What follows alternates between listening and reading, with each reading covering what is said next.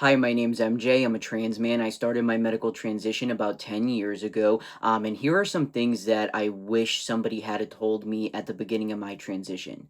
Number one, it's okay to be new, it's okay to be learning, and it's okay to not have the same priorities as other trans men. In terms of toxic masculinity, our community has improved over the years, but it's still not great. The thing is when you have a group of people who have already felt vulnerable, and I know some trans men try to put on a front, but I'd feel more than comfortable going on the record and saying there is not one trans person in America who has not felt vulnerable at some point. But when you mix that with trying to be hyper masculine to meet some standards, and then you mix testosterone into it, stuff starts to get kind of competitive and weird. Every trans person out there, no matter how long they've been transitioning, has been in your shoes. At one point, they were new, they were nervous, they had a lot of questions. I remember entering this world, where dudes were ultra jacked up, tons of muscles and everything, and amazing beards, and me, I was big, pale, and pasty. And the thing is I didn't want to be them. That's okay if you don't either. There's not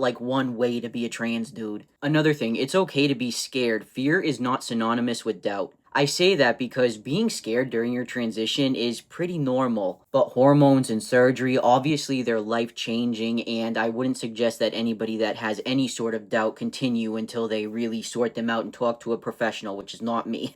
I was scared when I started testosterone. I was nervous. Would it affect my anxiety? Would it, negatively impact my bipolar? I was nervous about top surgery recovery. There were tons of things I was scared about with that. I knew that it was the right decision, and years later, I still do. But life-changing events like those, it's normal to be nervous. It's normal to be scared. I wish people in our community were more open about that, because I feel like there is a stigma where if you talk about being scared about gender affirming care, then you must not want it bad enough. You must not be really serious about it, because this is a huge step to freedom, and if you're nervous about it, oh my god, and it's normal to be nervous. It's normal. Number three, non-binary people are not your enemy. About a year into my transition, when I realized, likely I'm not gonna ever naturally pass as male, it's just not in the cards for me, I started feeling like I had to present masculine in any way I could. Every little thing had to be masculine. I joke today, but I'm so serious, I wouldn't even use a pink washcloth. And because of the insecurity tied to that, I did have very discriminatory views towards non-binary people. Not just non-binary people, but people who were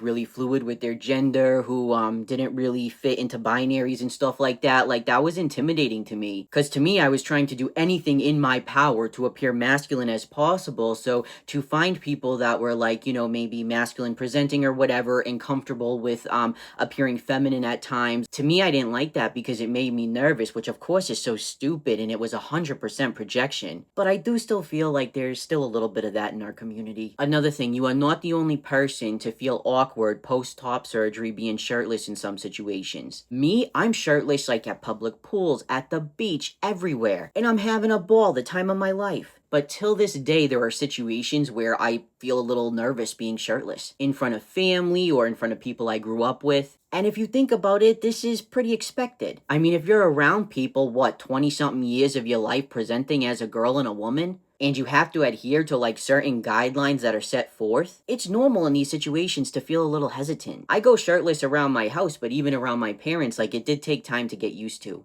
And last, it's okay to opt out. You want to opt out of top surgery? You want to opt out of hormones? You want to opt out of bottom surgery? It's fine. I have met so many trans men over the years from so many different walks of life, and everybody is different and everybody has different goals. I opt out of testosterone every single day, and I have for 6-7 years. It doesn't matter if the reason is that you're nervous, that it's a health risk, or you just don't fucking want to. Opting out of any of that does not make you less trans.